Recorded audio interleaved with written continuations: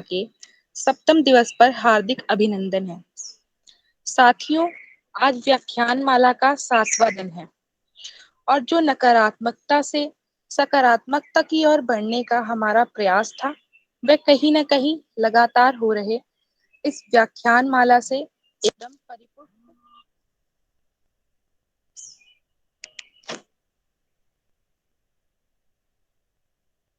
एकदम परिपुष्ट होता चला जा रहा है।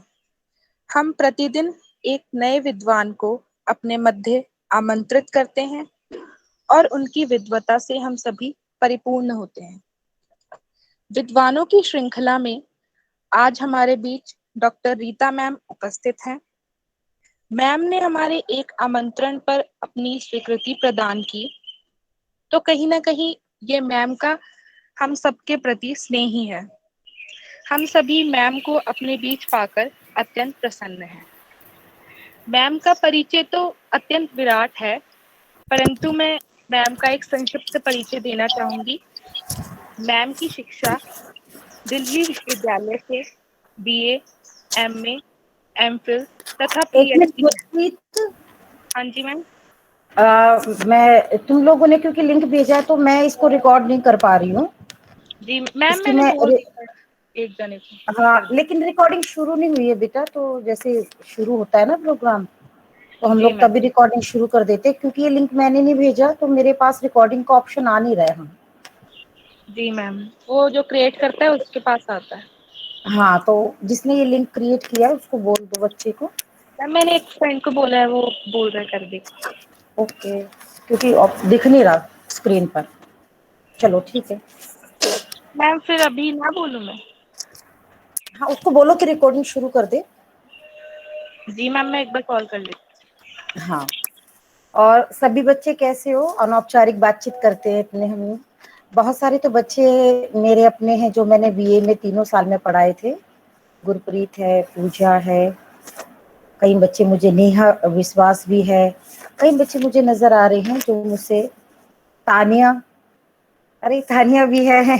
काफी बच्चे मुझे अपने नजर आ रहे हैं। बहुत अच्छा लग रहा है कि आज फिर से रूबरू इन बच्चों के साथ होने में। बहुत अच्छा अनुभव है। और मैं धन्यवाद देना चाहूंगी पूजा तुम्हें कि तुमने मुझे कॉल किया और अपनी इस व्याख्यान माला का एक छोटा सा अंश, छोटा सा अंग मैं भी तुम लोगों के साथ बन पाई। तो बहुत अच्छा लग रहा है। अलग अलग कॉलेज से यहाँ पर बच्चे हैं जिन्होंने अलग अलग कॉलेज से बीए किया था, लेकिन एक ये हमें प्लेटफॉर्म मिल गया कि मैं सभी बच्चों से यहाँ रूबरू हो सकती हूँ, बातचीत कर सकती हूँ। काफी बच्चे जुड़े हुए हैं।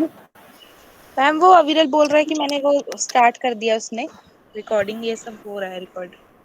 अच्छा चलो ठीक है। वो एक ऑफ नजर आता है, वो मुझे दिख नहीं रहा था इसलिए मुझे ऐसा लगा। जी मैम, वो उसने कर दिया। चलो, मैम जब ये हो जाए ना तो मुझे भी मेल कर देना। जी मैम, मैम कर दूं स्टार्ट ठीक। फिर?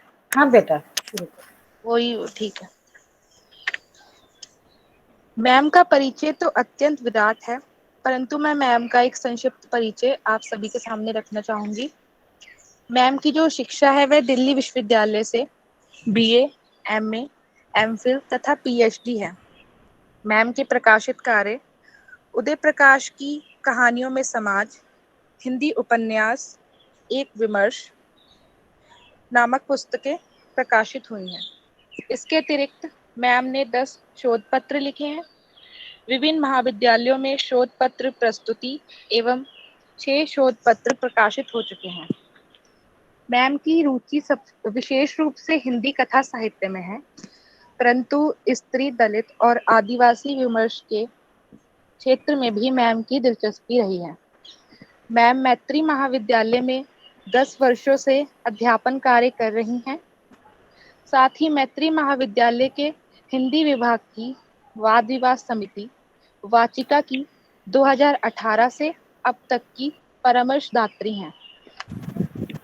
अब मैं डॉक्टर रीता मैम को अपने बीच आमंत्रित करना चाहती हूँ कि वे आए और हम सभी को अपने वक्तव्य से लाभान्वित करें। मैम। बहुत बहुत धन्यवाद गुरप्रीत बेटा। धन्यवाद। आप सभी का धन्यवाद कि आप लोगों ने मुझे आमंत्रित किया। बहुत अच्छा लग रहा है आप लोगों के बीच आकर के, और मुझे बेहद खुशी है कि हमारे बच्चे पढ़ने के लिए इतने लालायित रहते हैं, जागरूक रहते हैं कि स्वयं इस तरीके की एक व्याख्यान माला का वो आयोजन कर रहे हैं।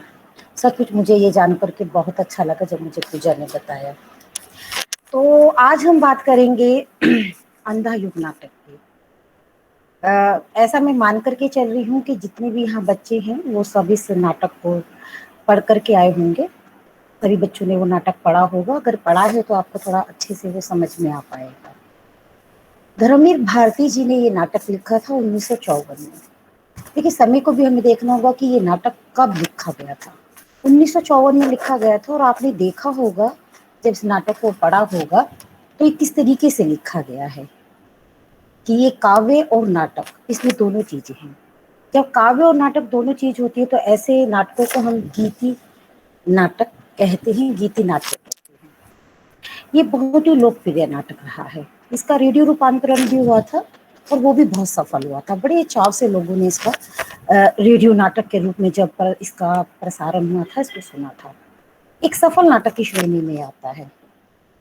देखो बच्चों, जब हम बात करते हैं किसी भी कृति की प्रासंगिकता की, जब हम बात करते हैं कि कबीर आज भी प्रासंगिक क्यों है, क्यों आज भी हम कबीर के दोहों को पढ़ते हैं, या तुलसीदास जी को हम उनके रामचरितमानस को पढ़ते हैं, तो साहित्य और साहित्यकार की प्रासंगिकता की बात जब आती है कि वो क्यों है प्रासंगिक। जैसे आज हम प्रासंगिकता की ही बात कर रहे हैं इस नाटक की, कि क्या आज के समय में भी अंधा युग प्रासंगिक है।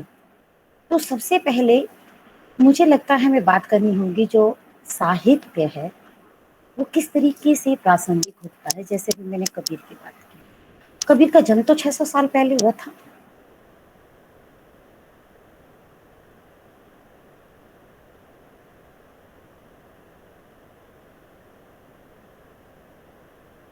वो आज भी प्रासंगिक है।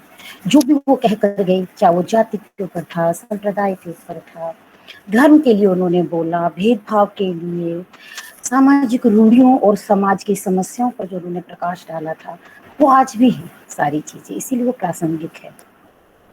तो कैसे जो एक साहित्यकार होता है वो अपनी निजी अनुभूतियों को किस तरीके से एक व्यापक सच के साथ जोड़ देता है। एक सच, एक सत्य, जो हम, जैसे मैंने कबीर की बात की, तब भी प्रासंगिक था।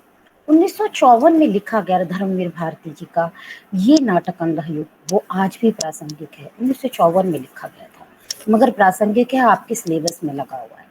तो ये नाटक केवल सिलेबस में लगा है इसलिए आप इसको पढ़ें या इसलिए आपको पढ़ना पड़ेगा, नहीं। ये नाटक एक ऐसा नाटक है जो सबको पढ़ना चाहिए, क्योंकि जो बेहतरीन रचनाएं होती है जिनको हम कहते हैं कालजयी रचनाएं, है ना।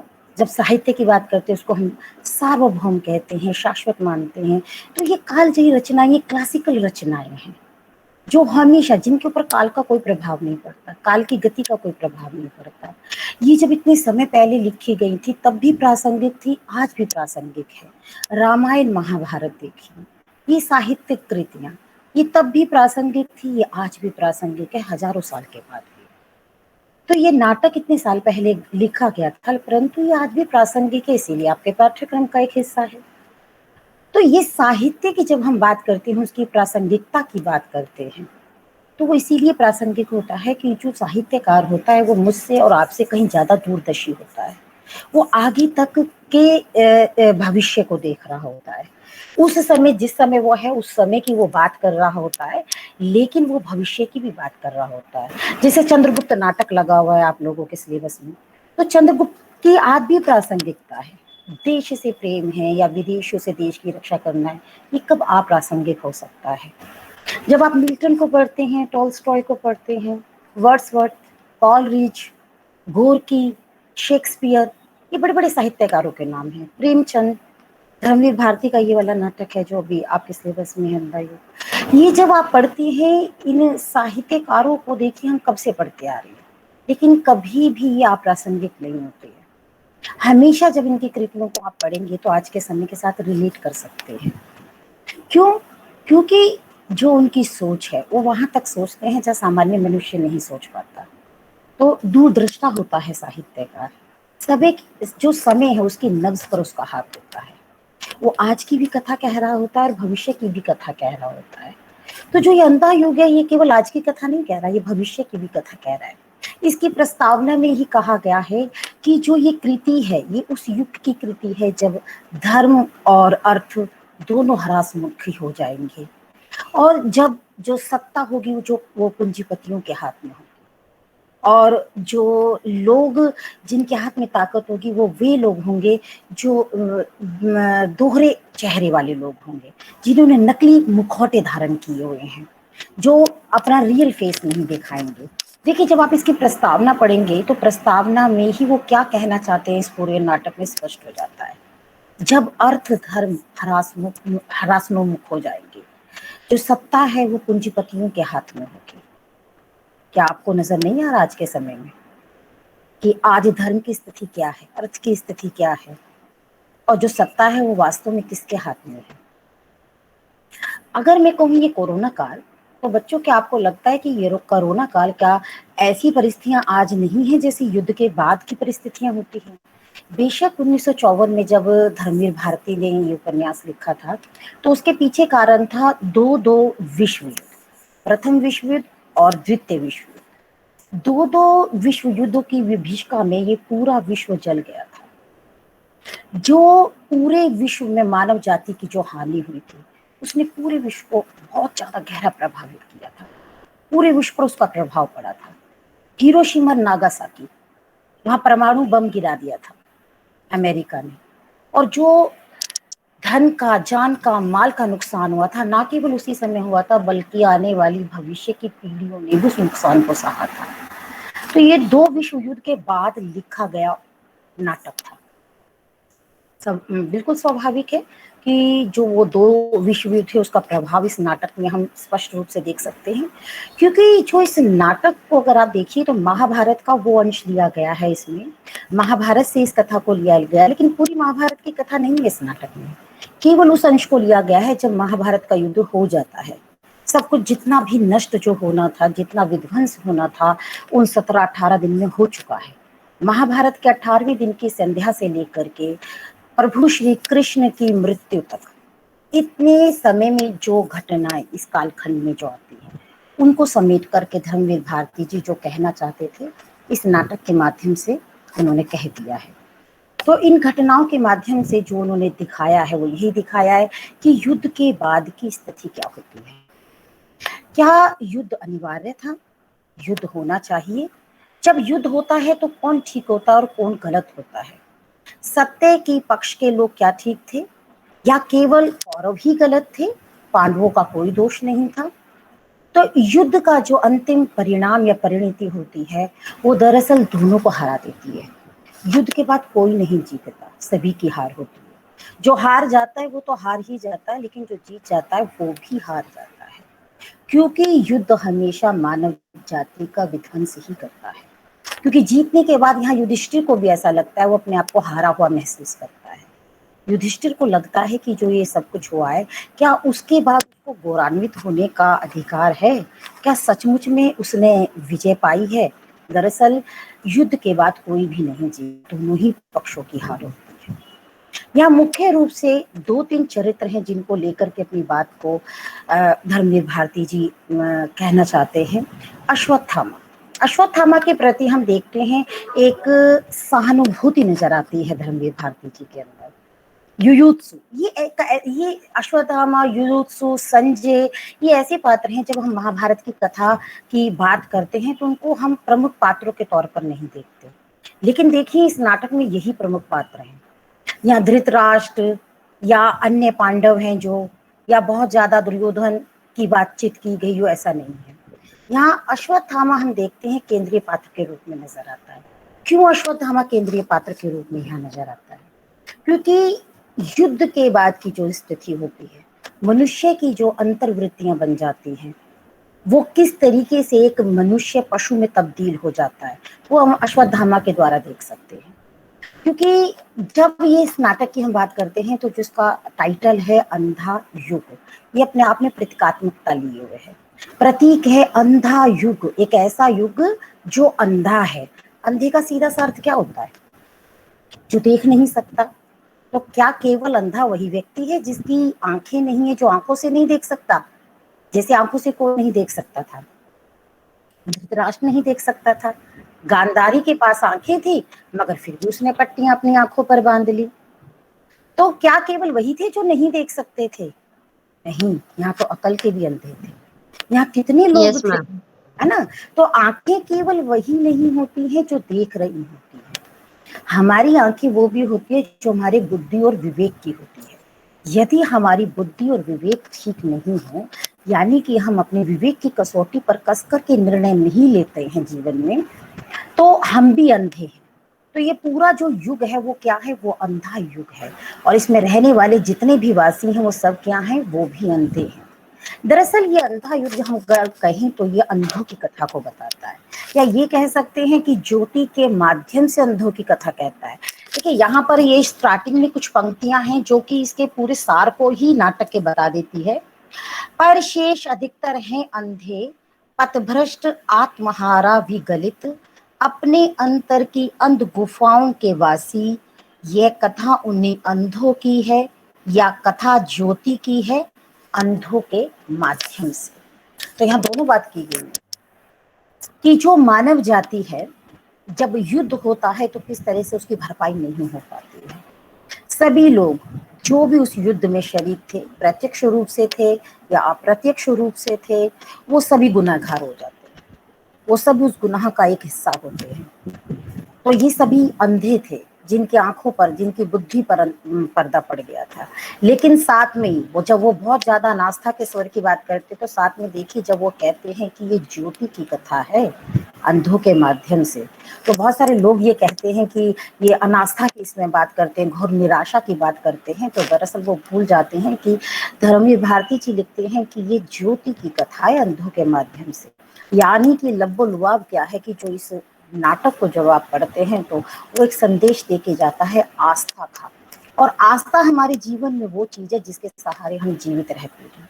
याद रखो, जिस दिन किसी भी व्यक्ति के जीवन से आस्था का लोप हो जाता है, उस दिन वो व्यक्ति फिर जीवित रहने में कोई उसका इंटरेस्ट नहीं शेष बचता। जैसे कि युयुत्सु एक बहुत ही महत्वपूर्ण पात्र है महाभारत में। युयुत्सु को देखिए, वो कौन था? कौरव था, कौरवों का भाई था, परंतु सत्य के पक्ष में वो जाकर के मिल गया पांडवों के साथ। परंतु बाद में जो उसको रियलाइजेशन होता है, बाद में जो महसूस करता है, उसको ये लगता है कि जैसे उसने ही गलत कर दिया। उसको लगता है कि उसको कुछ नहीं मिला, प्रजा घृणा कर रही है कि अपने भाइयों के विरुद्ध लड़ा। माता उस पर तंज कसती है कि तुम्हारी भुजाएं बेटा थक तो नहीं गई है अपने भाइयों का वध करते करते। माँ से उसको धिक्कार मिलती है, दुत्कार मिलती है, हर तरफ से उसको धिक्कार मिलती है, और वो सोचता है कि वो गलत कैसे था, उसने तो सत्य का साथ दिया था। परंतु उसके बावजूद भी उसके हिस्से केवल धिक्कार आई, केवल भर्त्सना आई, केवल व्यंग आया, माता की अवहेलना उसको नजर आती है। तो एक आत्महंता चेतना उसके अंदर जन्म लेती है, आत्महत्या की। कारण क्यों है? आप देखिए अश्वत्थामा और युयुत्सु में क्या होता है कि अंत में जब कृष्ण की मृत्यु होती है तो जो अश्वत्थामा था उसके अंदर की अनास्था का लोप हो जाता है और आस्था का उदय होता है। लेकिन ठीक इसके विपरीत जो युयुत्सु है, वो पहले कृष्ण में आस्था रखता है, परंतु अंत में उसको लगता है कि जैसे ये आस्था घिसा हुआ सिक्का है जिसको बरसों पहले ही मैंने फेंक दिया था, और वही सिक्का किसके हिस्से में आ गया है? अश्वत्थामा के। इसीलिए वो आत्महत्या करने के लिए आतुर होता युयुत्सु, यानी कि एक आत्म हंता चेतना उसके अंदर जन्म लेती है, आत्महत्या की प्रेरणा। वो आत्महत्या कब आती है? जब जीवन से आस्था का लोप हो जाता है। भीषण से भीषण गंभीर परिस्थितियों में भी, भयंकर अंधकार में भी जो इंसान को जिंदा रखती है वो ताकत है आस्था। एक दिन सब कुछ ठीक हो जाएगा, ईश्वर है। बुरे से बुरे वक्त में भी हम यही सोचते हैं कि ईश्वर है और सब एक दिन ठीक हो जाएगा। ये अंधा युग नाटक यही बताता है कि युद्ध हमेशा विनाशकारी होता है, उसके बाद के परिणाम बहुत ही बुरे होते हैं। वो व्यक्ति को कुंठित कर देता है, उसकी आस्था का हरण कर लेता है, उसको अनास्थावान कर देता है, उसको अविश्वासी बना देता है। और कहाँ चले जाते हैं सभी लोग? अंतर की गुफाओं में। तो ये अंतर की गुफाएं कौन सी गुफाएं हैं? क्या सचमुच की वो गुफाएं जब वन्य जीवन जीता था मनुष्य और गुफाओं में जाकर के छिप जाता था वन्य जीवों से। नहीं, ये वो गुफाएं हैं अंतर की जो खुद उसके मनोविज्ञान ने तैयार की है। अब हम बात करते हैं कि मैं अब आज के समय के साथ इस नाटक को कहती हूँ कि ये प्रासंगिक है, तो कैसे है। हम सभी जानते हैं 2 विश्व युद्ध हो चुके हैं और आज भी जो स्थिति है विश्व की, जिसको हम कहते हैं कोल्ड वार, है ना, तो ये शीत युद्ध तो बहुत लंबे समय से चला आ रहा है। हम देखते हैं अमेरिका कभी कोरिया को धमका रहा है, फिलिस्तीन में क्या हो रहा है, चीन की स्थिति क्या है, जो कोविड-19 नाम का जो ये वायरस है, जो हम सभी के लिए आज इतनी एक भयानक समस्या बना हुआ है, तो ये सारे परिणाम क्या है। देखिए, शुरू में जब ये भारती जी ने लिखा प्रस्तावना में, अर्थ धर्म ह्रासनोमुख हो जाएंगे और जो सत्ता है वो पूंजीपतियों के हाथ में चली जाएगी। तो क्या आप आज ये इस बात को महसूस नहीं कर सकते कि सत्ता जो है, जो शासन है, वो पूंजीपतियों के हाथ में है, कि बहुत सारी चीजें हमें दिखती हैं कि जो सत्ता है, जो व्यवस्थाएं हैं, वो पूंजी के लिए काम कर रही है। जो आज का समय है वो पूंजी के लिए काम कर रहा है। चीन के वुहान शहर से कोरोना नाम का ये वायरस आता है और पूरे विश्व में फैल जाता है। तो यहाँ पर ये भी पता चलता है कि अब पहले की तरह सशस्त्र सेनाएं आपको तैनात करने की जरूरत नहीं है युद्ध के लिए, कि अलग अलग देशों के सैनिक जाएंगे युद्ध भूमि में आपस में लड़ाई करेंगे, जो शक्तिशाली होगा वो जीत जाएगा। या फिर हम अणु बम की, परमाणु बम की बात करते हैं, जैसे कि मैंने हिरोशिमा और नागासाकी का नाम लिया, जापान के जो 2 शहर तबाह किए थे अमेरिका ने। तो अब उसकी भी जरूरत नहीं है, क्योंकि अगर परमाणु बम बहुत सारे देशों के पास है, अगर वो कोई भी देश इसका प्रयोग करेगा तो ये पूरा विश्व, पृथ्वी तहस नहस हो जाएगी। तो अब देखिए, अब भी युद्ध की परिस्थितियां बनी हुई है, जिसको हम शीत युद्ध की कहते हैं, वो भी परिस्थितियां बनी हुई है। बहुत सारी चीजें आपने सुनी होगी कि ये क्रिएट किया गया है, जो ये कोरोना वायरस है ये चीन में क्रिएट किया गया है। और इसके लिए देखिए, चीन ने खुद अपने एक शहर की बलि दी है, वुहान की। उसके अलावा चीन, आप देखिए जिस तरीके से पूरा विश्व ग्रसित हो गया है, कोरोना की चपेट में आ गया, करोड़ों लोग मर चुके हैं, इतनी जान माल की हानि हुई है इस वायरस के कारण। तो आप देख सकते हैं कि अपनी विजय के लिए चीन ने खुद अपने एक पूरे शहर की बलि दी है वुहान की। और वो कोरोना वायरस किस तरीके से पूरे विश्व में फैल चुका है। अब उसकी जो वैक्सीन है, जो उसका तोड़ है, वो भी चाइना के पास था।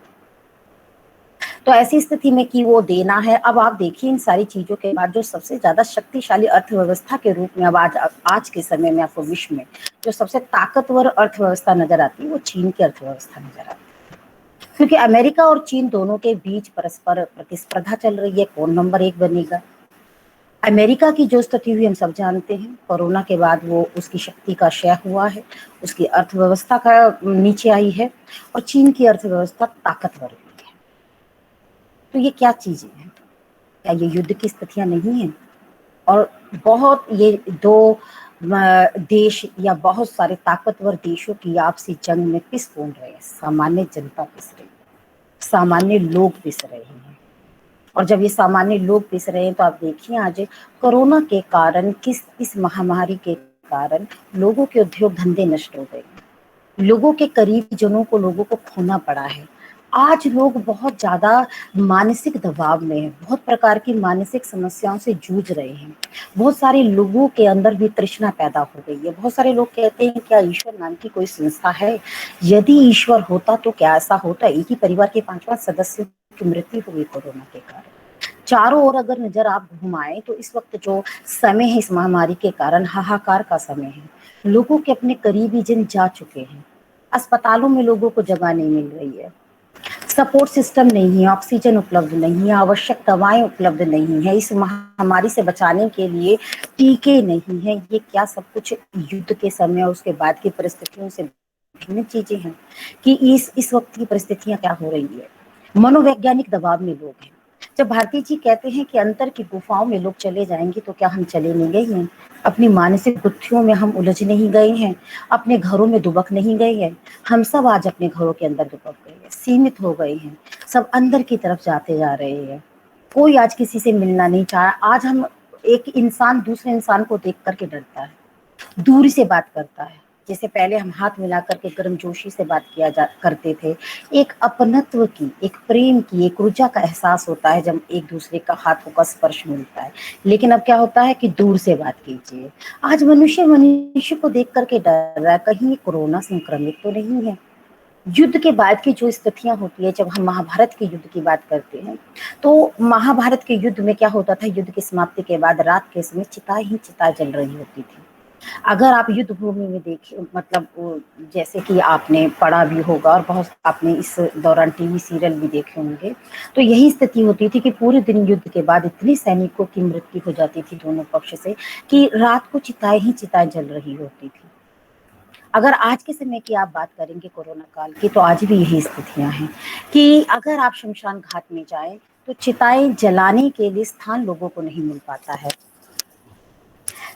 चिताएं जलाने के लिए लोगों के लिए, शवों के लिए स्थान उपलब्ध ही नहीं है। टोकन सिस्टम वहां पर शुरू हो गया है। और यदि खुदा न खास्ता किसी भी बच्चे को या उसके संबंधी को ये दृश्य यदि देखना पड़ गया हो, तो आप यकीन कीजिए, ऐसी स्थिति है कि पूरा शमशान घाट है जहाँ चारों तरफ चिताएं जल रही है और शवों को जलाने के लिए स्थान नहीं मिल रहा। खुद मेरा अपना भाई इस चीज का गवाह है कि अभी 1 महीना पहले उसके किसी करीबी मित्र के यहाँ इस प्रकार किसी की कोरोना से मृत्यु हो गई थी। तो जब वो शमशान घाट गए, वो मेरा भाई कई दिन तक सदमे में रहा कि चारों तरफ, जैसे कि हम कहते हैं सुनते हैं कि ऐसा भी होता है, या फिर बहुत सारे बच्चों ने टीवी पर न्यूज़ में देखा होगा कि शमशान घाट में चारों तरफ चिताएं जल रही है, और बहुत सारे लोगों को यह कह करके लौटाया जा रहा है कि अभी जगह नहीं है। तो आप अनुमान लगा सकते हैं कि कितने लोगों की मृत्यु हुई है।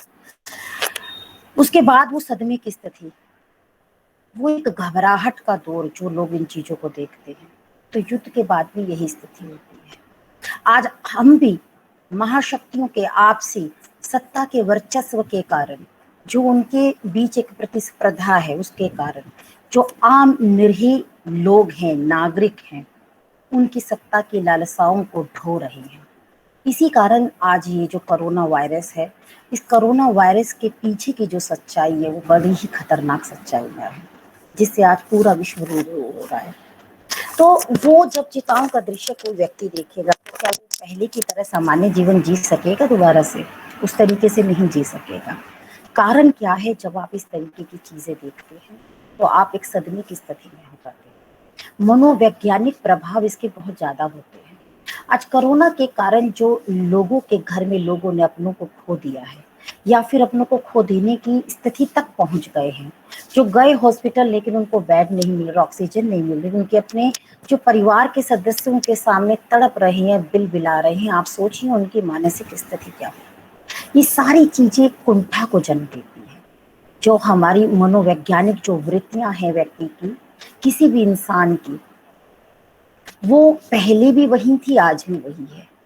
जब दुख तकलीफ इस तरीके की असहनीय जब परिस्थितियां होती हैं, तो व्यक्ति के अंदर अनास्था पैदा होती है, कुंठा पैदा होती है, घोर निराशा पैदा होती है, अविश्वास पैदा होता है। अगर आप ये नाटक पढ़ें तो नाटक के बाद की यही स्थितियां हैं जिसका वर्णन धर्मवीर भारती ने किया है कि लोगों के अंदर सब कुछ शत विशत हो गया है। जो दो वृद्ध प्रहरी हैं जो आपस में बात कर रहे हैं, वो कौन है? मैंने कहा ये नाटक है, इस नाटक का जो टाइटल है, शीर्षक है, वो प्रतीकात्मक है। इस नाटक के जो 5 अंक हैं, पांचों अंकों के जो शीर्षक हैं वो प्रतीकात्मक हैं। जो ये दो वृद्ध प्रहरी हैं जो पहरा दे रही हैं, वो दोनों किसके प्रतीक हैं?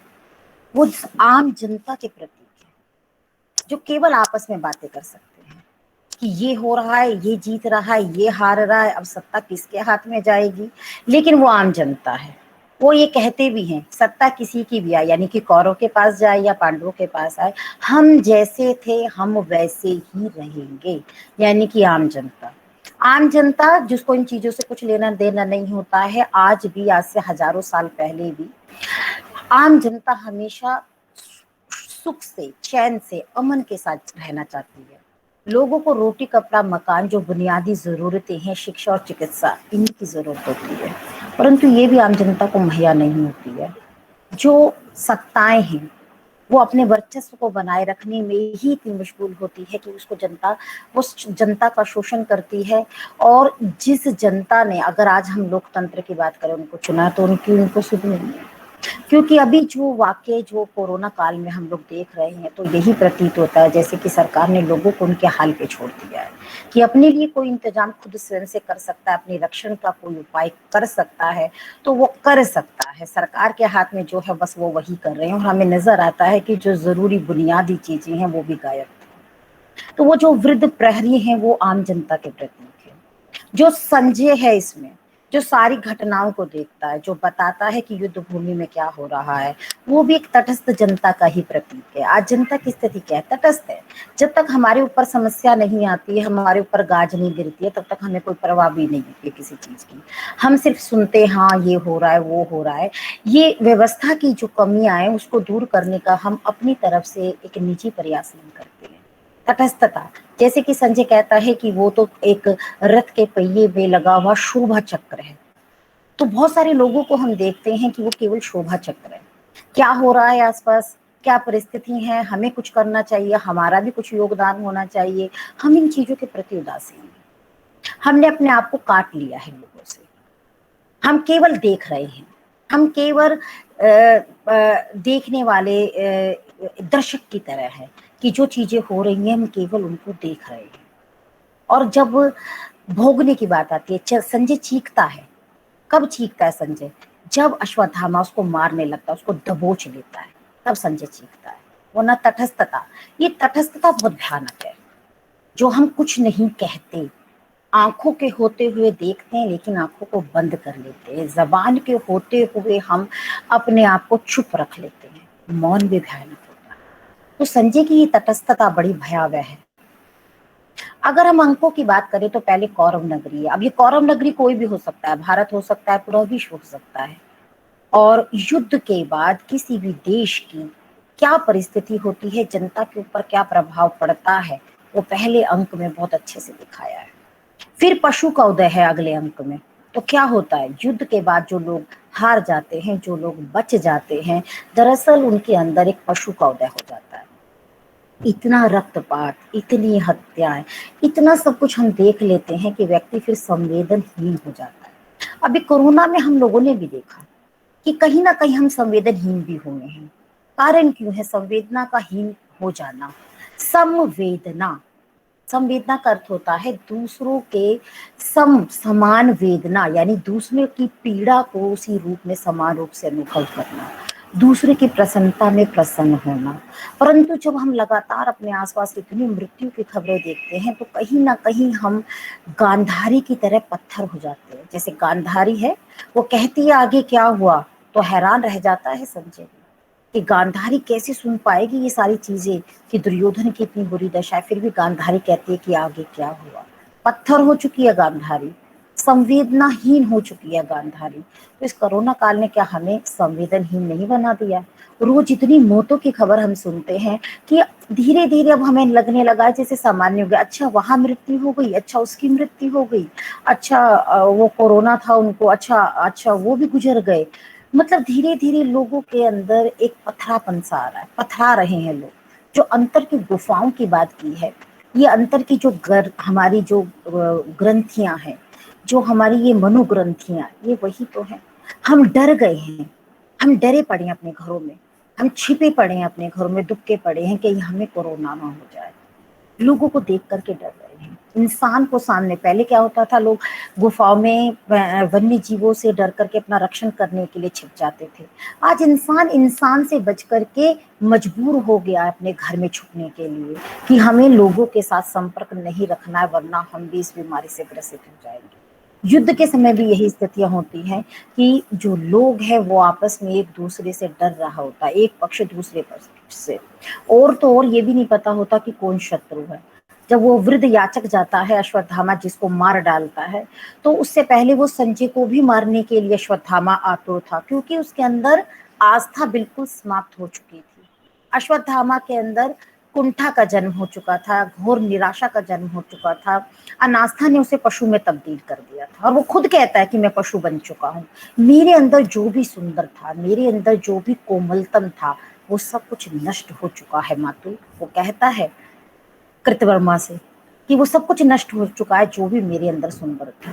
सत्य, शिव और सुंदरम। सत्यम शिव सुंदरम हम कहते तो क्या है? सत्य जो सच्चाई है, शिव यानी कल्याणकारी चेतना, सुंदरतम यानी जो जिसको देख करके आनंद की प्राप्ति हो, जो भी कोमलतम है वो सब कुछ समाप्त हो जाता है जब युद्ध होता है तो। और युद्ध के बाद कुछ नहीं बचता, ना सत्यम बचता है, ना शिवम बचता है, ना ही सुंदरम बचता है। बचता है तो क्या बचता है?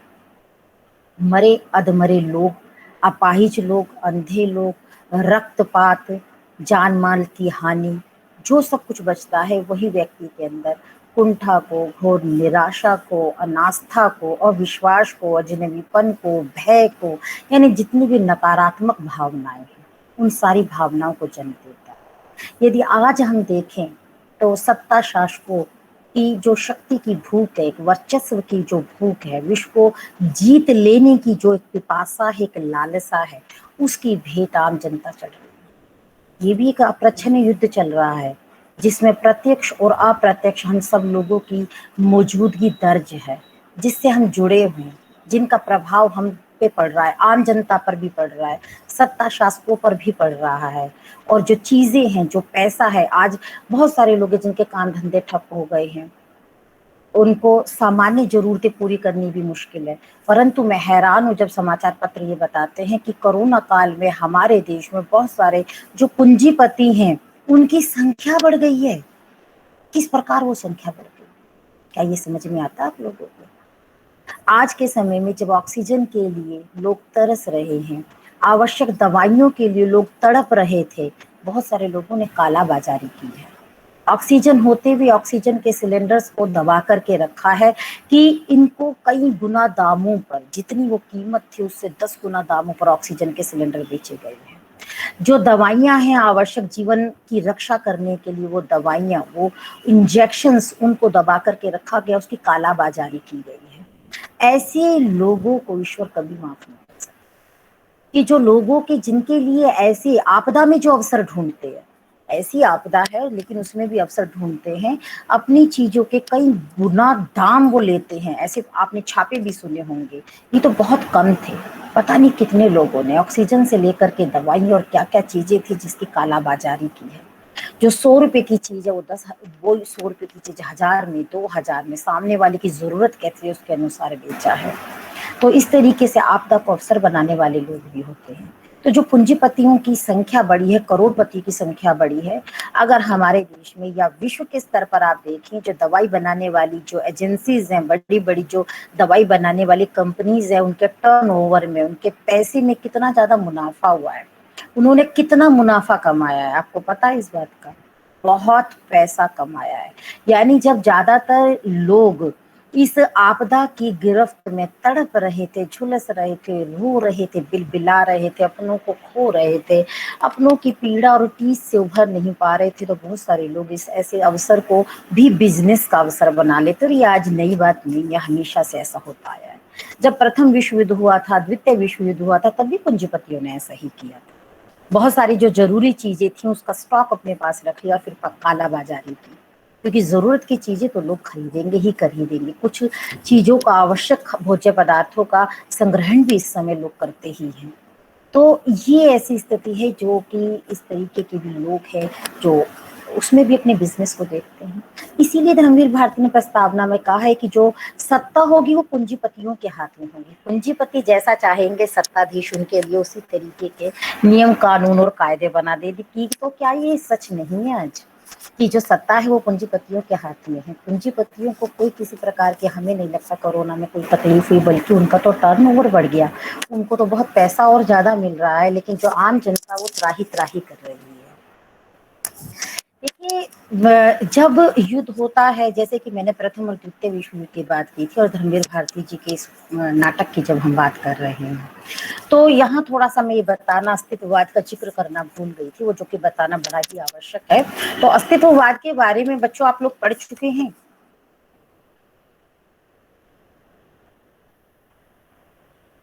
देखिए, दो विश्व युद्ध के बाद विश्व के स्तर पर दार्शनिकों को, चिंतकों को, विचारकों को इन युद्धों ने झंझोर के रख दिया। तो उस वक्त फिर अलग अलग तरीके की अलग अलग विचारधाराओं का जन्म होता है, जिसमें एक विचारधारा अस्तित्ववाद की है। इस विचारधारा में सार्थ, कामू और नीत्शे, ये सारे लोग आते हैं। नीत्शे ने उसी समय कह दिया था, द्वितीय विश्व युद्ध के बाद, जब हम अस्तित्ववादी विचारकों की बात करते हैं, जिसमें मैंने सार्थ का, कामू का, नीत्शे का, किर्केगार्ड, ये सारे विचारक उसी के अंतर्गत आते हैं। तो नीत्शे ने कहा कि गॉड इज डेड, यानी ईश्वर की मृत्यु हो चुकी है। यदि ईश्वर नाम की कोई सत्ता होती तो इस प्रकार से दो विश्व युद्ध ना होते, मानव जाति का इतना नुकसान ना होता, करोड़ों लोग ना मरते, लोग बेघर ना होते, बच्चे अनाथ ना होते, लोगों के बच्चे ना मारे जाते, अगर इस तरीके से कोई ईश्वर होता। तो उस वक्त उसने ये स्पष्ट घोषणा की थी।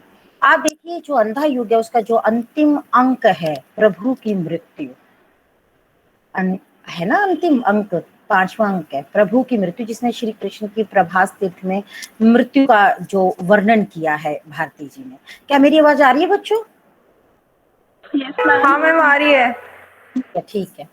तो अंतिम जो अंक है प्रभु की मृत्यु, तो नीत्शे ने कहा था कि गॉड इज डेड, और यहाँ पर धर्मवीर भारती अंतिम अंक में लिखते हैं प्रभु की मृत्यु। तो मैं कहना ये चाहती हूँ, वो धर्मवीर भारती हूँ, अज्ञ हूँ, ये वो लोग हैं जो हम हिंदी में जिनको प्रयोगवादी लेखकों के रूप में जानते हैं। पर अस्तित्ववादी इस विचारधारा का, इस चेतना का बहुत प्रभाव हम देख सकते हैं। अगर आप अंकों को देखें, कौरव नगरी, दूसरा पशु का उदय, और जैसा कि अभी मैंने प्रभु की मृत्यु अंतिम अंक बताया, चौथा है विजय, एक कर्मिक आत्महत्या। विजय एक कर्मिक आत्महत्या कैसे हो सकती है?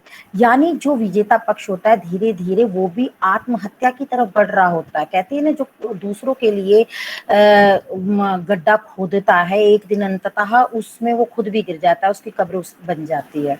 तो यहाँ विजय के बाद जो धृतराष्ट्र सोचता है, जैसे धृतराष्ट्र का एक यहाँ पर संवाद है कि ऐसे भयानक महायुद्ध को अर्धसत्य, रक्तपात, हिंसा से जीतकर अपने को बिल्कुल हारा हुआ अनुभव करना, यह भी यातना ही है। तो देखिए, जो विजयी पक्ष होता है युद्ध के बाद, जो सोचता है कि वो जीत गया है, दरअसल वो भी अपने आप को हारा हुआ महसूस करता है। जब युधिष्ठिर जीत जाता है और राजा बन जाता है, तो उसको लगता है कि वो जीता नहीं है, बल्कि वो हार गया। हार गया, किसको हार गया? अपनों को हार गया। उसके अपनों की मृत्यु हो गई, उसने अपने लोगों को खो दिया। बहुत सारे लोग थे जो युधिष्ठिर के को भी कहते थे कि उसने गलत किया, क्योंकि ये तो सच है ही, जब युद्ध होता है तो दोनों पक्षों की गलती होती है, किसी की कम, किसी की ज्यादा। जैसे यहाँ पर कहा भी है भारती जी ने, टुकड़े टुकड़े हो बिखर चुकी मर्यादा, उसको दोनों ही पक्षों ने तोड़ा है, पांडव ने कुछ कम, कौरव ने कुछ ज्यादा। दोनों ही पक्षों की गलती होती है जब युद्ध होता है। तो जब ऐसी स्थितियां होती हैं तो कोई भी नहीं जीतता है।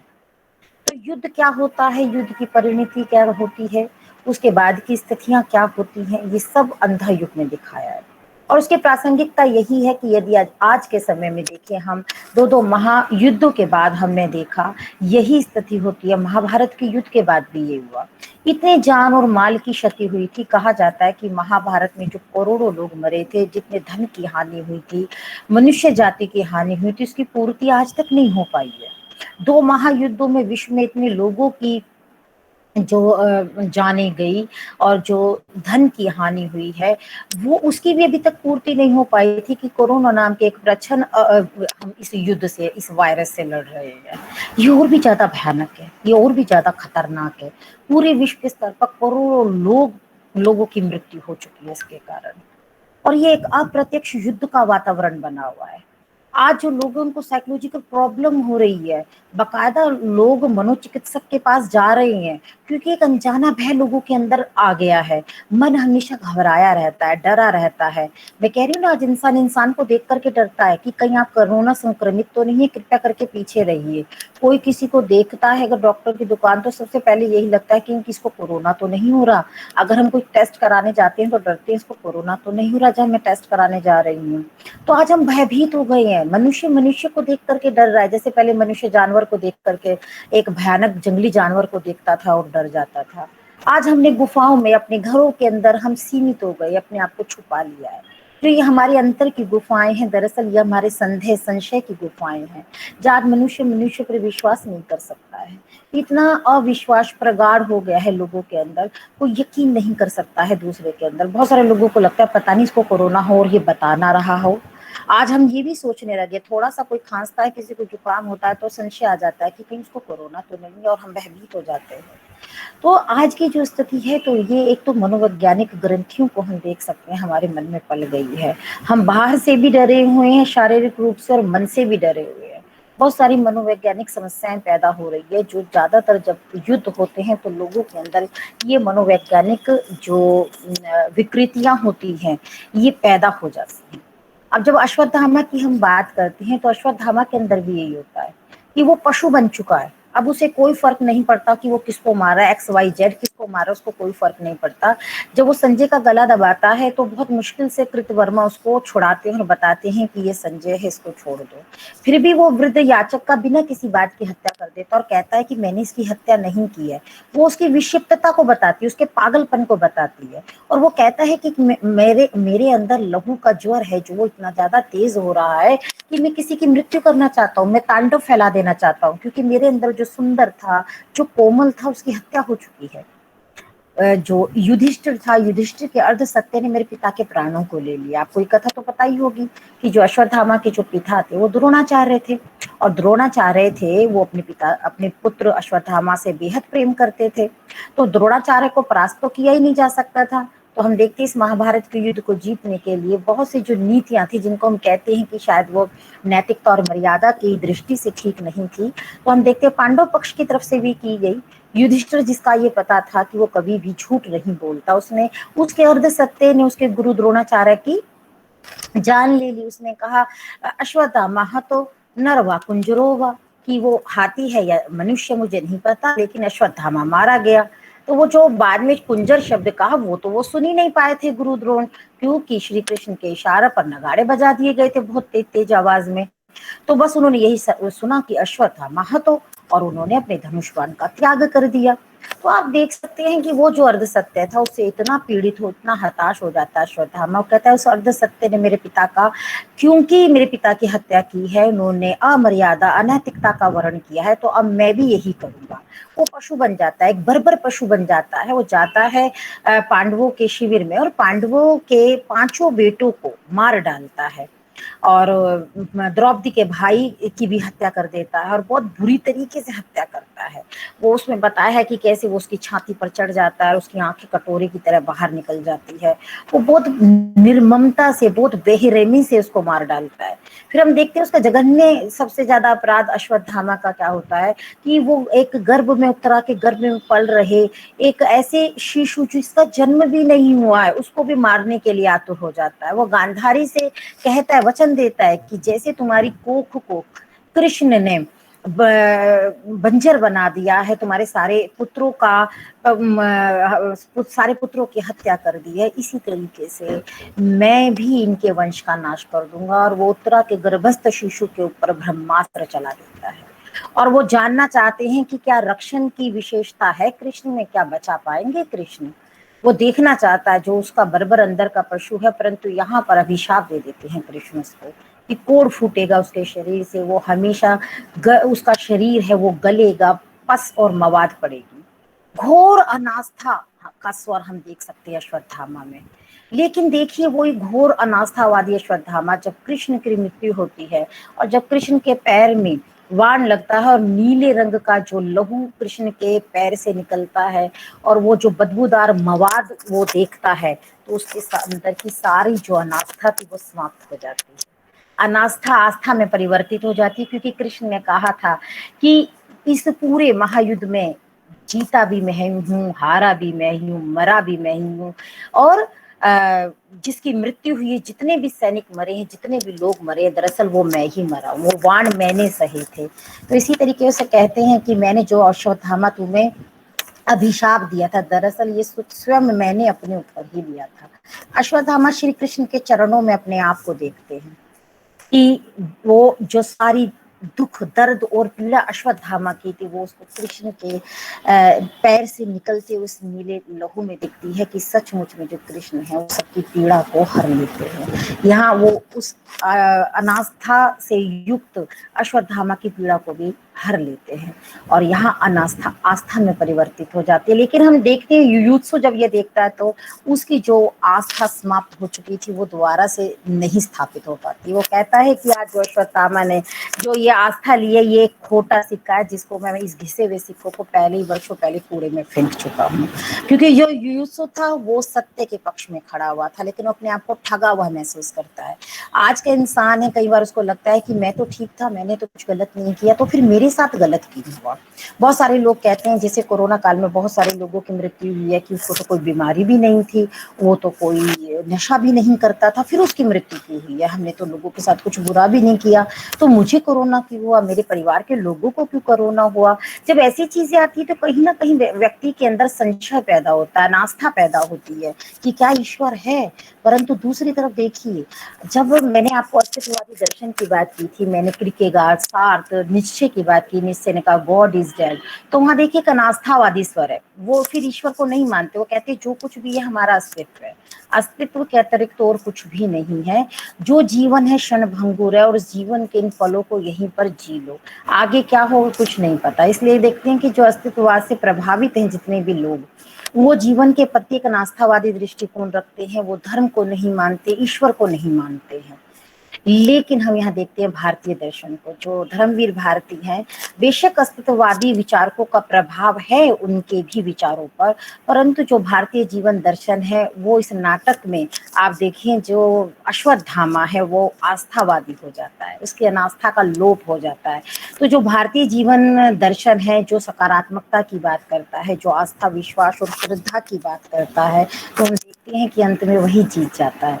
क्योंकि जब ये कहते हैं कि ये नाटक अंधों की कथा है तो साथ में ये भी कहते हैं दरअसल ज्योति के माध्यम से ये अंधों की कथा को कहता है। तो ज्योति क्या है, जीवन के प्रति आस्था है। मुझे याद आता है धर्मवीर भारती जी का एक उपन्यास भी है, सूरज का सातवां घोड़ा। उस उपन्यास में वो बताते हैं कि जो सूर्य देव है उनके 7 घोड़े हैं, 6 हैं जो वो घायल हो चुके हैं, पस्त हो चुके हैं, उनसे लहू टपक रहा है, वो 6 घोड़े ढंग से चल नहीं पा रहे हैं, मगर सूरज का एक 7वां घोड़ा भी है जो उस पूरे रथ को आगे लेकर के जा रहा है, चला रहा है। उस रथ की गति है जो रुक नहीं रही, क्योंकि हम सभी को पता है अगर सूर्य का उदय नहीं होगा तो दिन भी नहीं आएगा। सूर्य को उदय के साथ ही दिन आता है, उजाला आता है। तो वो जो सूरज का 7वां घोड़ा है वो सूर्य की गति को बाधित नहीं होने देता, वो उसको चलाए रखता है। तो क्या है वो सूरज का 7वां घोड़ा? दरअसल सूरज का वो 7वां घोड़ा जीवन के प्रति आस्था का प्रतीक है, जीवन के प्रति श्रद्धा का प्रतीक है। उस आस्था का प्रतीक है कि ईश्वर है, कोई परम शक्ति है जो हमें हमेशा जीवित रखती है, जिलाए रखती है, भयानक से भयानक परिस्थितियों में, प्रतिकूल परिस्थितियों में, घोर अंधकार के अंदर भी वो एक आशा की किरण है, वो एक छोटा सा उजाले का अंश है जो हमें जिलाए रखता है। हम बहुत सारे दुखों से गुजरते हैं, बहुत सी प्रतिकूल परिस्थितियों का सामना करते हैं, परंतु फिर भी अपने आप को तसल्ली, अपने मन को हम देते हैं कि ईश्वर है। जब हम ये अपने आप को कहते हैं कि ईश्वर है, कोई है जो हमारा सहारा है, जो हमारा साथ देगा, चाहे कोई भी साथ ना दे, लेकिन ईश्वर के प्रति जो एक आस्था है, जो श्रद्धा का भाव है, वो हमें एक भयानक से भयानक परिस्थितियों से उबार लेता है। आज जब हम कोरोना काल में सभी लोग पीड़ित हैं, इस वक्त अनास्था, कुंठा, घोर निराशा, मानसिक संताप, मानसिक यंत्रणा, अजनबीपन, भय, संशय, डर, ये सारे नकारात्मक जो हमारे भाव हैं इनसे हम युक्त है, परंतु उसके बाद भी इन भावों को दूर करने के लिए हम क्या करते हैं, ईश्वर की शरण में जाते हैं, हम उसमें आस्था व्यक्त करते हैं, उसमें अपना विश्वास, उसमें अपनी श्रद्धा व्यक्त करते हैं। ये परिस्थितियां भी ठीक हो जाएगी, एक दिन सब कुछ सही हो जाएगा। जिस तरीके से ये वायरस आया है ये धीरे धीरे करके हम लोगों के जीवन से चला जाएगा, फिर से परिस्थितियां सामान्य हो जाएगी, हम सब ठीक हो जाएंगे, पुनः हमारा जीवन पटरी पर आ जाएगा। हम ये विश्वास रखते हैं। यदि हम ये विश्वास ना रखें, प्रतिकूल परिस्थितियों में ये आस्था ना रखें, अपने विश्वास के दिए को जलाए ना रखें, ये श्रद्धा की लौ ना हमारी अगर जलती रहे, तो हम जीवित भी नहीं रह सकते।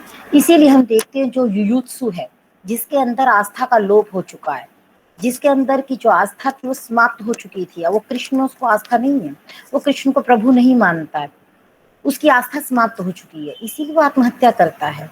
उसके अंदर की जो आत्महंता चेतना है, जो उसके अंदर एक आत्महंता का जो एक भाव आता है, वो इसीलिए आता है। जितने भी लोग जीवन में आत्महत्या करते हैं वो तभी करते हैं जिस दिन उनके जीवन के अंदर आस्था खत्म हो जाती है, जिस दिन उनका ये विश्वास खत्म हो जाता है कि कोई एक परम शक्ति है जो इस सृष्टि का इस पूरी सृष्टि को संभालती है, हमें संभालती है, और हर बुरे से बुरे कठिन से कठिन समय में हम लोगों का साथ देती है। जिस दिन उस शक्ति से भरोसा व्यक्ति का उठ जाता है, उसकी आस्था समाप्त हो जाती है, तो दरअसल उस व्यक्ति का जीवन भी समाप्त हो जाता है। तो जितने भी लोग आत्महत्या करते हैं, या इस कोरोना काल में हम सभी जानते हैं बहुत सारे लोगों की आत्महत्या की हमें जानकारी मिली, जिसमें बहुत सारे लोग थे जो सेलिब्रिटी थे, बहुत सारे आम लोग हैं जिनका पता भी नहीं चला होगा बहुत लोगों को। तो काफी लोगों ने आत्महत्या भी की है। कारण क्या है? उनके जीवन में जो आस्था थी, ये जो ऐसी परिस्थितियां पैदा हुई, उस आस्था का हरण कर लिया। वो लोग युयुत्सु बन गए क्योंकि आस्था खत्म हो गई।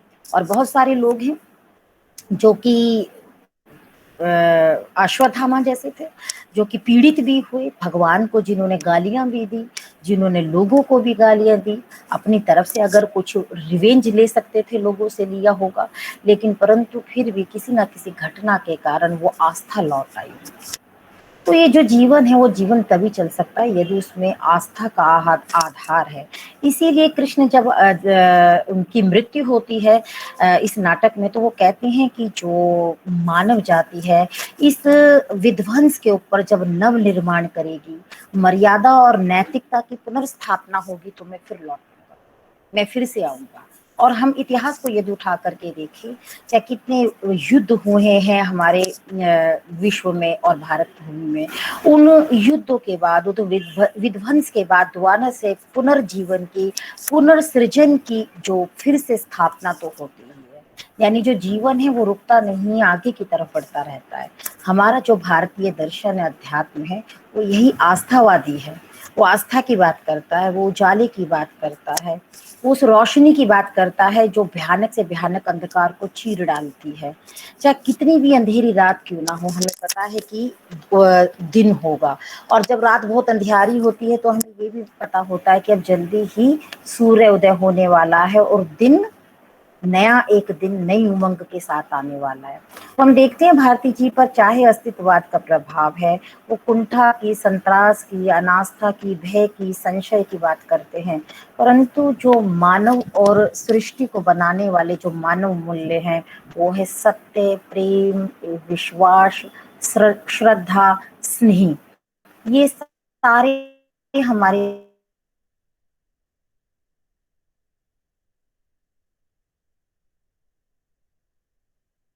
सब ज्यादा सहायक। तो मूल्यों की पुनर्स्थापना बहुत जरूरी है। यदि आज के हम कोरोना काल को देखें तो हम यही प्रेरणा लेते हैं और यही शिक्षा लेते हैं कि इन बुरे हालात में भी यदि हम आस्था का स्वर अपना दृढ़ रखें, विश्वास रखें कि एक दिन सब कुछ ठीक हो जाएगा, दोबारा सब कुछ सामान्य हो जाएगा, परस्पर अपने स्नेह को कम ना होने दे, विश्वास और प्रेम को बरकरार रखें, तो ये विपरीत परिस्थितियां भी एक दिन समाप्त हो जाएंगी। तो ये सारी चीजें कहने का तात्पर्य यह है कि अंधा युग में अंधे युग की बात करते हुए प्रतिकूल मानसिक ग्रंथियों की और नकारात्मक मूल्यों की बात के साथ साथ सकारात्मक मूल्यों की भी भारती जी बात करते हैं। और आज के कोरोना काल में अगर आप इस नाटक को पढ़े और आज के इन संदर्भों के साथ उसको जोड़े, तो आपको नजर आएगा कि जो आज की स्थितियां वो भी कुछ इससे भिन्न नहीं है। मानव की जो मैम शाश्वत वृत्तियां होती हैं। हाँ बेटा। मैम अगर किसी भी इंसान के अंदर गिल्ट हो तो उससे आस्था खत्म हो जाती है। किसी भी इंसान के अंदर क्या हो? गिल्ट, किसी भी काम नहीं, नहीं नहीं, अगर गिल्ट है तो इसका मतलब आप इंसान हैं। क्योंकि देखिए अश्वत्थामा को देखिए, जब वो वृद्ध याचक की हत्या कर देता है तो उसको कोई गिल्ट नहीं होता, वो कहता है मैंने इसको मारा ही नहीं है। तो कहता है कि किसी को मैं मारना चाहता हूँ, तबाह बर्बाद कर देना चाहता हूँ, ताकि मेरी जो इंद्रियां हैं वो शिथिल हो जाए, मेरा तनाव दूर हो जाए। लेकिन अगर आपको गिल्ट होता है कुछ भी गलत करने के बाद, इसका मतलब जो आपके अंदर आत्मा के रूप में जो आपके अंदर सच्चाई है, सत्व रूप है जो आपकी आत्मा का, वही आपको बता रहा है कि आपने गलत किया है और आप इसको महसूस कर रहे हैं कि मैंने गलत किया है। चाहे वो बाहर से आप स्वीकार नहीं कर रहे हैं, लेकिन अंदर से स्वीकार कर रहे हैं कि मैंने गलत किया है। तो गिल्ट होना बहुत अच्छा भाव है। गलत करने के बाद उस गलत का एहसास होना बहुत अच्छी बात है, क्योंकि एहसास होगा कि मैंने कुछ गलत किया तभी तो गिल्ट आएगा। और जब ये एहसास होगा गलत किया तभी तो आप ठीक करेंगे उसको, उसके लिए पश्चाताप करेंगे, जिसके साथ गलत किया जाकर के सॉरी बोलेंगे, जो आपने हानि पहुंचाई है उसकी क्षति पूर्ति करेंगे। तो ये तो बहुत अच्छा भाव है, गिल्ट का भाव। मैम यहाँ फिर जो यूसुफ, उसमें भी तो मैम गिल्ट का भाव ही था, क्योंकि उसे लग रहा था कि उसे सब लोग ताने दे रहे हैं, पर अंदर ही अंदर वो कहीं मरा जा रहा था इससे कि उसने अपने भाइयों की हत्या कर दी। तो मैम फिर उसके अंदर की आस्था कैसे खत्म हो गई? किसकी, युयुत्सु की? Yes ma'am. उसके अंदर ये था कि उसकी आस्था इसलिए खत्म हो गई जब उसको अपनों ने ही कहा कि तुमने गलत किया। जब माँ ने कहा, क्या थकी नहीं है बेटा तुम्हारी भुजाएं, इतना पराक्रम किया, अपने भाइयों की हत्या की है। तो ये सारी चीजों से प्रजा ने दरवाजे उसको देख करके बंद किए, लोगों ने उसके ऊपर थूका, तो उसको ये लगा कि उसने गलत किया है। क्योंकि जब आप कोई भी काम ऐसा इस प्रकार का करते हो, क्योंकि काम की आपका लेवल या डिग्री क्या है ये डिपेंड करती है, तो उसको लगा कि क्या सचमुच में उसने गलत किया। और इतना विध्वंस उसने देखा उस महाभारत के युद्ध में, तो उसको लगा कि जो पक्ष में था कौरवों के चाहे वो पांडवों के, वो दोनों ही गलत थे। दरअसल उसको ये लगता है कि वो गलत था। अगर वो अपने भाइयों के खिलाफ लड़ा, वो ये नहीं है कि सिर्फ वहीं पर अपने आप को गलत पाता। दरअसल जब युद्ध होता है, उसकी विभीषिका को जो अपनी आंखों से देख लेता है, क्योंकि आप देखिए यहाँ पर युधिष्ठिर भी तो यही सोचता है कि क्या वो जीत गया, उसको लगता है कि वो हार गया है। तो युयुत्सु को इसलिए ये वो होता है कि जब उसकी माँ उसको ताना मारती है, प्रजा उस पर थूकती है, दरवाजे लोग बंद करते हैं, तो उसको उस वक्त ऐसा लगता है कि उसने गलत किया इस युद्ध में वो पांडवों के साथ, क्योंकि उसकी आस्था खत्म हो गई थी। आस्था खत्म हो गई थी, वो कृष्ण को भगवान मान रहा था, लेकिन उसको लगता है कृष्ण भगवान नहीं है। क्योंकि महाभारत के युद्ध में ऐसे अनेकों प्रसंग है जब हम देखते हैं नैतिकता और मर्यादाएं तोड़ी जाती है, ना केवल कौरवों के द्वारा बल्कि पांडवों के भी द्वारा। क्योंकि जो गलत था, देखिए जो गलत था बहुत ज्यादा गलत ना हो, गलत थोड़ा कम गलत हो, इसके लिए हम देखते हैं जो कृष्ण है उन्होंने भी कुछ इस प्रकार की एक, हम कहते हैं कि कुशल नीतिज्ञ थे, तो उन्होंने भी कुछ ऐसी नीतियां बनाई जो कि नैतिकता और मर्यादा की दृष्टि से हम कहते हैं ठीक नहीं थी। चाहे वो अर्ध सत्य की बात हो, युधिष्ठिर के अर्ध सत्य की बात हो जिससे द्रोणाचार्य की हत्या की गई थी, लेकिन जो कौरव थे वो तो पूरे ही अधर्मी थे। तो उसको ऐसा लगता है कि कृष्ण भगवान नहीं है। इसीलिए जब वो आस्था का बीज पनपता है अश्वत्थामा के मन में, तो युयुत्सु कहता है कि ये तो वो घिसा हुआ सिक्का जिसको मैंने पहले ही फेंक दिया। यानी वो ये मानता ही नहीं है कि कृष्ण भगवान है। यहाँ पे गिल्ट नहीं है, ये यहाँ पर ईश्वर का नकार है। जिस दिन ईश्वर का नकार किसी भी व्यक्ति के मन में आ जाता है, तो ईश्वर का नकार का मतलब है जीवन के प्रति आपकी आस्था ही खत्म हो गई, जीवन के प्रति आपका विश्वास ही खत्म हो गया, और हर चीज के लिए आप अपने आप को जिम्मेदार ठहराते हो। अब युयुत्सु यहाँ पर हर चीज के लिए अपने आप को जिम्मेदार ठहराता है। कई बार कुछ गलतियां आपकी हो जाती हैं, आप पश्चाताप करते हैं, लेकिन चूंकि ईश्वर है तो हम कहते हैं ये कुछ कर्म जाली ऐसा था कि मुझे ये करना था, ये मुझसे हो गया, ईश्वर ने करवा दिया। लेकिन यहाँ युयुत्सु तो नकार कर रहा है ना ईश्वर नाम की कोई सत्ता भी हो, कहता कृष्ण भगवान नहीं है, भगवान है ही नहीं। उसके अंदर तो बिल्कुल ही सारी आस्था ही खत्म हो जाती है। तो आस्था का खत्म, अनास्थावादी होना और गिल्ट होना दो अलग अलग भाव है हमारे। गिल्ट का मतलब तो ये होता है मुझसे कुछ गलत हुआ और मुझे उसका सुधार करना है, लेकिन अनास्था का तो मतलब क्या होता है कि जो मैंने किया है बिल्कुल गलत किया है और ये सब कुछ करने वाला भी मैं ही हूँ। जबकि कृष्ण कहते हैं कि जो भी हो रहा है करने वाला मैं हूँ, दुख सहने वाला मैं हूँ, मारने वाला भी मैं हूँ और मरने वाला भी मैं ही हूँ। तो इसलिए कई बार हम ऐसी परिस्थितियों में होते हैं, इस प्रकार के कर्म करते हैं, परंतु हम ये मानते हैं ये ईश्वर द्वारा करवाया गया था। लेकिन यहाँ युयुत्सु क्या कहता है, ईश्वर है ही नहीं, इसलिए उसको लगता है कि जो कुछ किया हुआ है उसका वो अपने आप को दोषी मानता है। तो गिल्ट में और अनास्था में फर्क होता है। धन्यवाद।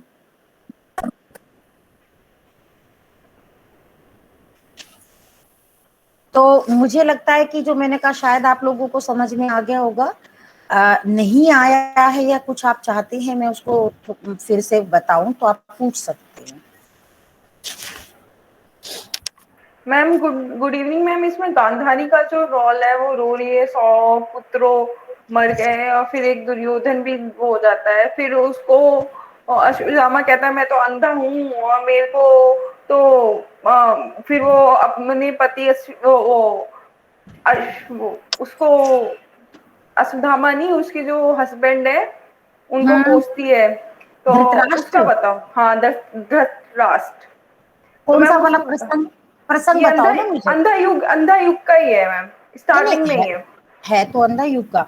मतलब वो अपने पति को किस संदर्भ में कोस रही होती कि है? आपके होते हुए मेरे 100 पुत्र मर गए, आपने अगर इनको 5 गांव दे दिए होते या इनको दे देती हो तो आज ये युद्ध नहीं होता, देखो युद्ध विराम वो, लग जाता। अच्छा देखिए ये जो लालसा होती है मनुष्य की, देखिए ये युद्ध टल सकता था। केवल 5 गांव ही तो मांगे थे कि 5 गांव दे दो, ये युद्ध टल जाएगा श्री कृष्ण ने। लेकिन उसने क्या कहा दुर्योधन ने, सुई की नोक के बराबर भी जमीन नहीं दूंगा। दरअसल ये लालसा और अहंकार का युद्ध था दुर्योधन के।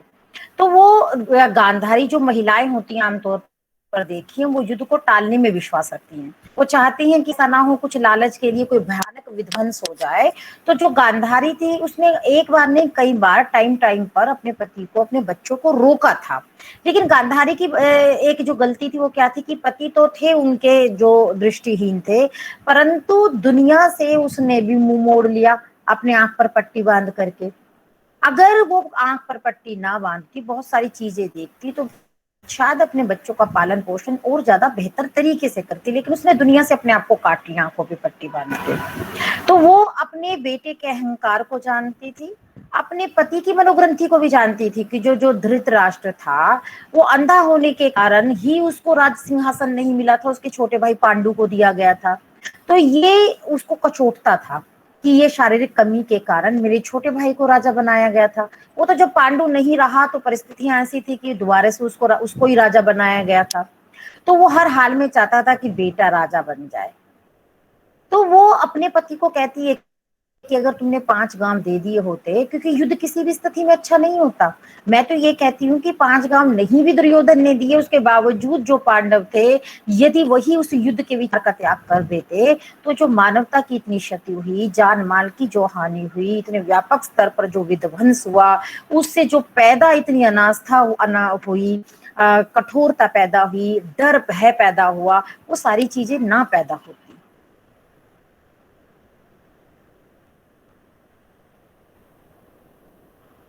क्योंकि जितने भी युद्ध होते हैं ना, अगर हम विश्व के स्तर पर देखें तो बहुत सारे जो शासक हैं उनके सलाहकार रहे होंगे जिन्होंने उनको बहुत एडवाइस किया होगा कि वो युद्ध ना करें। परंतु जो पिपासा होती है, लालसा होती है ना सत्ता की, वो सत्ताधीश को रुकने नहीं देती है। वो एक अहंकार जो सत्ता का होता है, वो सोचता है मैं ही मैं हूँ और मेरे सामने कोई कुछ नहीं है, अंडर एस्टिमेट करता है औरों को। लेकिन ऐसी स्थिति में क्या होता है, जैसे ब्रिटेन था, बहुत ताकतवर देश था, लेकिन प्रथम विश्व और द्वितीय विश्व युद्ध ने क्या किया, उसकी कमर तोड़ दी। आज देखिए ब्रिटेन कहाँ पर है विश्व में, वो ताकत के रूप में, ताकतवर देश के रूप में आज कहाँ पर है। और द्वितीय विश्व युद्ध के बाद एक शक्तिशाली देश के रूप में रूस और अमेरिका निकल करके आते हैं। तो स्थितियां फिर बदल जाती हैं युद्ध के बाद। तो जो कोरस समझते थे, दुर्योधन सोचता था मेरे पास इतने बड़े बड़े महारथी हैं, इतनी बड़ी सेना है, तो मेरा क्या बिगाड़ लेंगे ये पांडव। लेकिन देखिए स्थितियां बदल जाती हैं।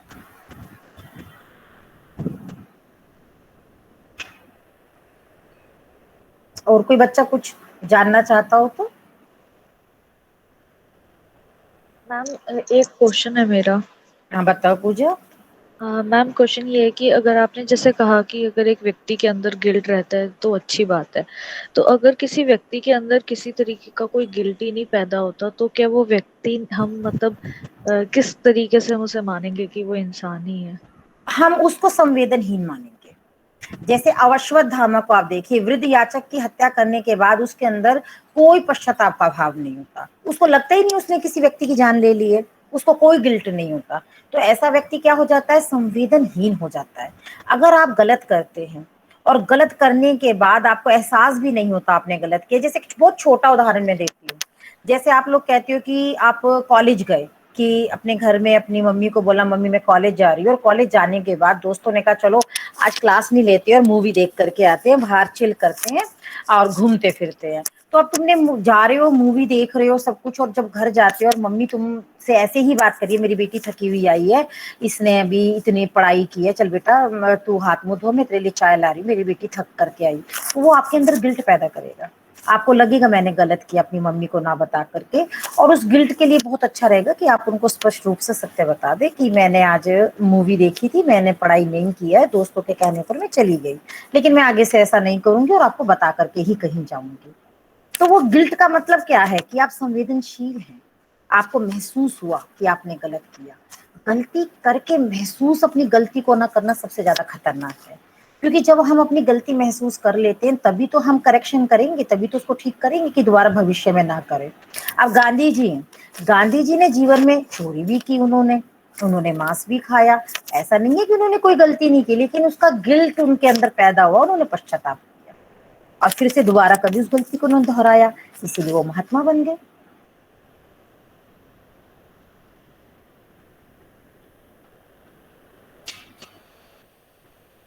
और कोई बच्चा?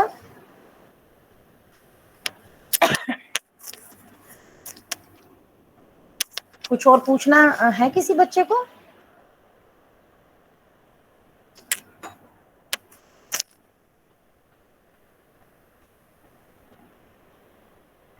चलिए मैम ठीक है बेहद तो। सुंदर हाँ, व्याख्यान। अरे अंशिका तुम भी आई हुई हो? हाँ जी मैम। अरे वाह तो यहाँ जो भी बच्चे पढ़ रहे हैं वो भी आए हुए हैं, जो बच्चे पढ़ के मुझसे जा चुके हैं वो भी आए हुए हैं, बहुत अच्छा लग रहा है। बहुत सारे बच्चे मुझे स्क्रीन पर नजर आ रहे हैं जिनको मैंने पढ़ाया हुआ है। तो किसी भी बच्चे को कोई भी प्रश्न करना हो तो आप प्रश्न पूछ सकते हैं।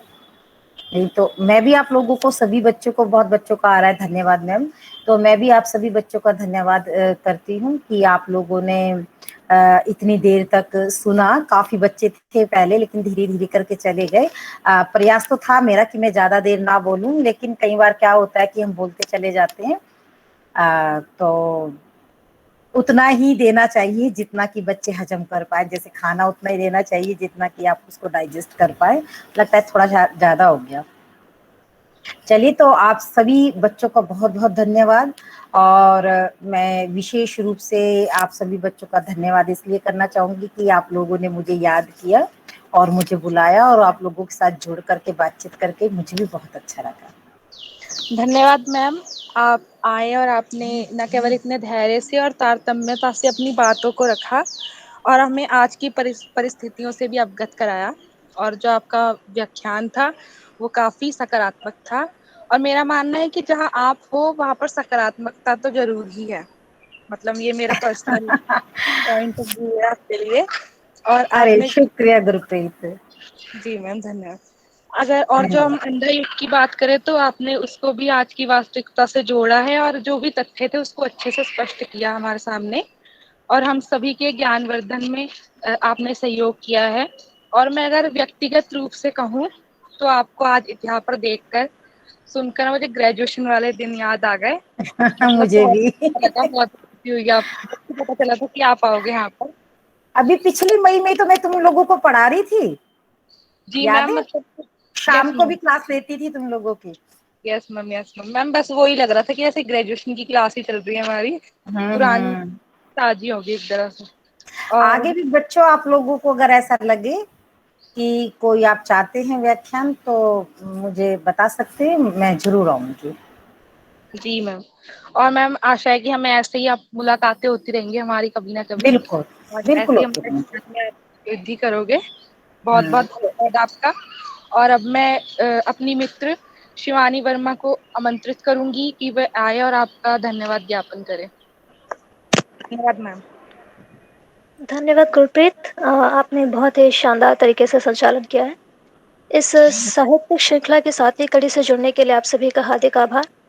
सबसे पहले हम आभार व्यक्त करना चाहेंगे डॉक्टर रीता मैम का कि उन्होंने अपनी व्यस्तता में से अपना अमूल्य समय निकालकर अपने व्याख्यान से हम सभी को लाभान्वित कराया।